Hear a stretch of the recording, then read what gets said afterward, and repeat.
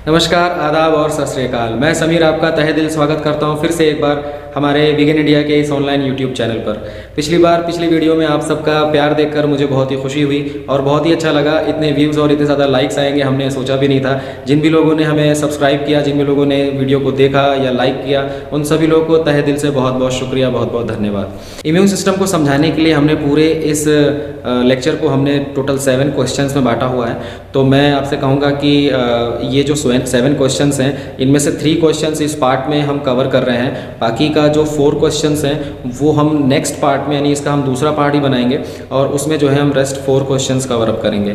तो यहाँ पे 3 सवाल हैं जो कि इम्यूनिटी पावर से रिलेटेड है, इम्यूनिटी सिस्टम से रिलेटेड है। तो हम इन तीनों सवालों के पहले आपको जवाब दे देते हैं। तो पहला सवाल ये आता है कि इम्यूनिटी सिस्टम होती क्या है।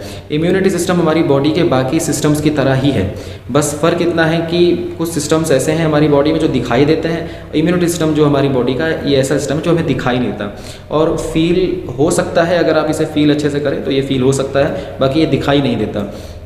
बताना चाहूँगा आपको, इम्यूनिटी सिस्टम बॉडी का वो सिस्टम है जो बाहर से आने वाले उन जर्म्स को महसूस करता है, फील करता है और एक्टिव हो जाता है। कहने का मतलब ये है कि जैसे जिन जर्म्स को आप फील नहीं कर सकते तो वो हमारा बॉडी का इम्यून सिस्टम उसको पहले तक रोकने का काम करता है। अगर वो नहीं रुकते हैं तो फिर वो उनको किल कर देता है, उनको मार देता है। तो यहाँ पर बात आती है कि इम्यूनिटी सिस्टम हमारी बॉडी में आता कहाँ से, यानी ये सेकंड क्वेश्चन है, इम्यूनिटी सिस्टम हमारी बॉडी में कहाँ से आता है, ये कैसे हमारी बॉडी में जन्म लेता है। तो देखिए, पहले आपको इस बात को समझना पड़ेगा कि हमारी पूरा बॉडी जो है वो हमारे पेरेंट्स से मिला है। तो उसी तरीके से हमारी बॉडी का जो इम्यूनिटी सिस्टम है ये भी हमें हमारे पेरेंट्स से मिला है, बट आधा हमारे पेरेंट्स से और आधा जो है बाद में हमारी बॉडी इसको रिकवर करती है, इसको बनाती है। तो आधे में जैसे कि आप कह सकते हैं, जैसे आपकी स्किन आ जाती है, आपका म्यूकस आ जाता है, ठीक है, और आपके बॉडी में कुछ एंटीबॉडीज़ हैं जो आपको आपकी मदर से मिलती है। तो इसके लिए ये कह सकते हैं जो एंटीबॉडीज़ यानी कि जो इम्यून पावर आपकी बॉडी में आई वो कितनी स्ट्रॉन्ग होगी और किस टाइप की होगी ये डिपेंड करता है मदर के ऊपर। यानी बच्चे में जो इम्यून सिस्टम कितना मजबूत है ये डिपेंड करता है मदर के ऊपर। मदर को अपने आप को स्ट्रॉन्ग रखना पड़ेगा और ताकि जो है बच्चे का इम्यूनिटी पावर भी स्ट्रॉन्ग रह सके। तो ये था, आपको मैंने बताया 50% और 50%। जैसे कि एक बिल्डिंग को खड़ा करने के लिए टोटल कई सारे पिलर्स की ज़रूरत पड़ती है जिससे वो बिल्डिंग खड़ी रहती है, उसी तरीके से हमारे इम्यून सिस्टम को भी अच्छे से मजबूती से खड़े रखने के लिए हमारे बॉडी में 7 पिलर्स की ज़रूरत पड़ती है। उन 7 पिलर्स के बारे में हम आपको एक्सप्लेन करेंगे कि आखिर वो कौन से 7 पिलर्स है जिनसे हमारा इम्यून सिस्टम प्रभावित होता है।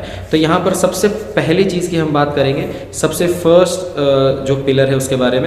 सबसे फर्स्ट पिलर है हमारा bone marrow. Bone marrow basically एक ऐसा पदार्थ होता है जो हड्डी के अंदर पाया जाता है। हड्डी के अंदर पाया जाने वाला घी जैसा एक ऐसा पदार्थ है जो कि खून बनाने का काम करता है। थोड़ा सा हम ज़रा ब्लड को पहले समझ लेते हैं, ब्लड यानी खून को पहले समझ लेते हैं। जो इंसान यानी ह्यूमन बॉडी में जो ब्लड पाया जाता है उस ब्लड में एक तो RBC है यानी लाल रक्त कणिकाएँ, ठीक है, एक होता है WBC और एक होता है प्लेटलेट्स, ठीक है। ये 3 सबसे इम्पॉर्टेंट चीज़ हैं, और भी हैं, हम उसके बारे में ज़्यादा बात नहीं करेंगे। तो यहाँ पे जो RBC है, WBC, प्लेटलेट्स, ये तीनों बहुत ही इंपॉर्टेंट रोल प्ले करते हैं ब्लड के अंदर। कह लीजिए कि ब्लड के सबसे इम्पॉर्टेंट चीज़ यही है।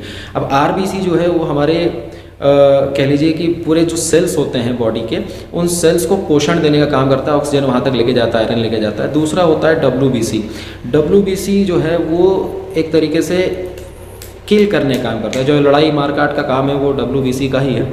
और तीसरा जो है वो प्लेटलेट्स है। प्लेटलेट्स जब हमें कहीं घाव लग जाता है तो वहाँ पे खून बंद कराने के लिए जो अपने आप देखते हैं खून जाके जम जाता है, वो प्लेटलेट्स का ही काम होता है जो वहाँ पे जाके खून को रोकने का काम करता है। तो बोन मैरो जो है वो WBC बनाता है, प्लेटलेट्स बनाता है और RBC बनाता है। अब RBC और प्लेटलेट्स को थोड़ा छोड़ दीजिए तो WBC बात करते हैं। हमारा हीरो जो है वो WBC ही है।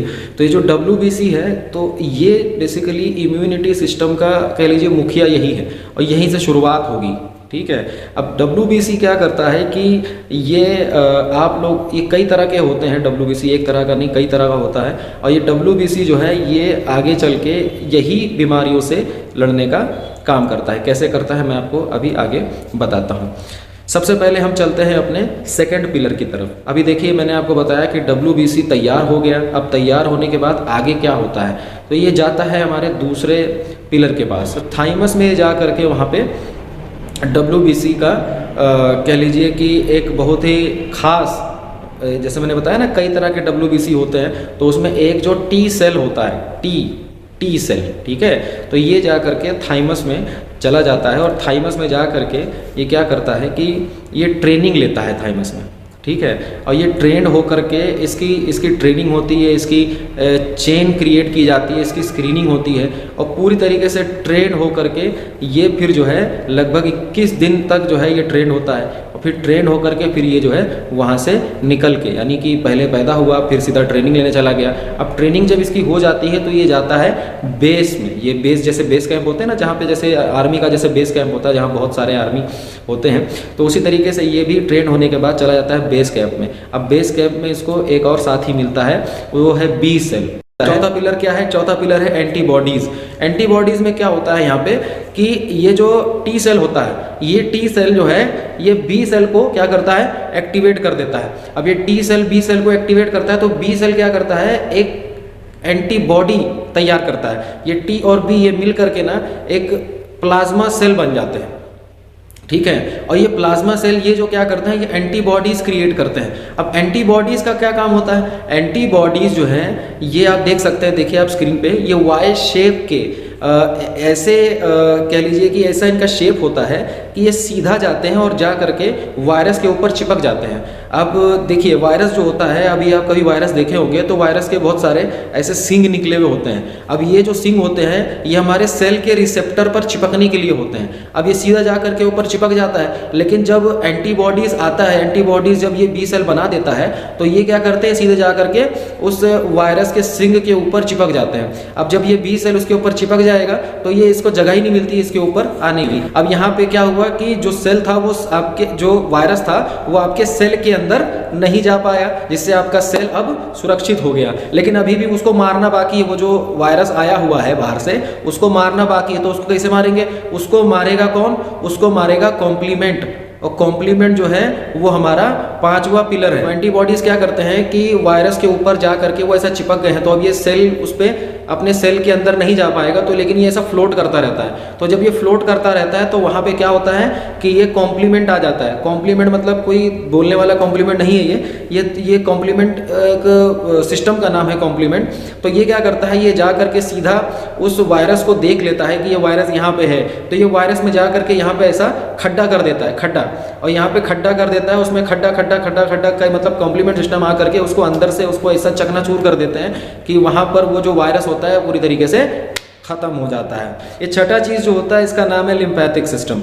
लिम्फैटिक सिस्टम का सबसे मेन जो वर्क होता है वो ये है कि जिस टाइम पे ये जो फाइट चल रही होती है उस टाइम पे लिम्फ नाम का फ्लूइड जो है उसको ट्रांसपोर्ट कराने का काम जो है वो लिम्फ सिस्टम का होता है। ये फ्लूइड बेसिकली हमारे ब्लड सेल्स को मदद करता है फाइटिंग में, जिससे कि हम जो है वो विनर होते हैं, हम जीत जाते हैं लड़ाई में। और इसके अलावा लिम्फैटिक सिस्टम ही वो चीज़ है जो कि हमारी बॉडी से वेस्ट मटेरियल को पूरी तरीके से आउट करता है, टॉक्सिन्स को, वेस्ट मटेरियल को हमारी ब्लड से बाहर करने का काम करता है। सातवां जो हमारा पिलर है वो WBC है, वाइट ब्लड सेल्स है। थोड़ा सा आपको वाइट ब्लड सेल्स के बारे में जान लेना चाहिए। एक्चुअली ये 7 पिलर नहीं था, ये काफ़ी पहले का था, बट मैंने इसको 7th इसलिए रखा ताकि आप वाइट ब्लड सेल्स को भूल ना जाए, क्योंकि बेसिकली देखा जाए तो सब कुछ वाइट ब्लड सेल्स ने ही किया है। हम जरा समझ लेते हैं वाइट ब्लड सेल्स को। सबसे पहले वाइट ब्लड सेल्स का जो क्रिएशन है वो होता तो बोन मैरो में है, लेकिन बोन मैरो के साथ साथ लिम्फॉइड नोड में भी होता है, जिसके बारे में आपको नेक्स्ट पार्ट में बताऊंगा। तो यहाँ पर 2 हो गई। इसके अलावा लीवर और स्प्लीन में भी कभी कभार जो है इसका प्रोडक्शन हो जाता है। इसके अलावा अगर बात करें WBC हमारे बॉडी के अंदर बहुत ही कम होता है, जैसे कि मैंने आपको पहले बता चुका हूँ कि ओनली 1% जो है वो WBC हमारे ब्लड के अंदर होता है। लेकिन अगर हम थोड़ा सा इसको डिटेल में थोड़ा सा अगर और डिटेल में अगर करें तो यहाँ पे आप देख सकते हैं कि जब 600 रेड ब्लड सेल्स होते हैं तो 600 रेड ब्लड सेल्स में केवल एक वाइट ब्लड, यानी 600 पे 1 है। तो इस तरीके से जो है वाइट ब्लड सेल्स काफ़ी कम है, बट फिर भी वो इतने सफिशिएंट हैं कि पूरी तरीके से अपना काम अच्छे से कर पाते हैं। वाइट ब्लड सेल्स एक प्रकार का नहीं होता है, वाइट ब्लड सेल कई प्रकार के होते हैं, जिनमें से एक T सेल भी था मैंने आपको बताया, और उसी में ही B सेल भी आता है, ये वाइट ब्लड सेल का ही पार्ट है।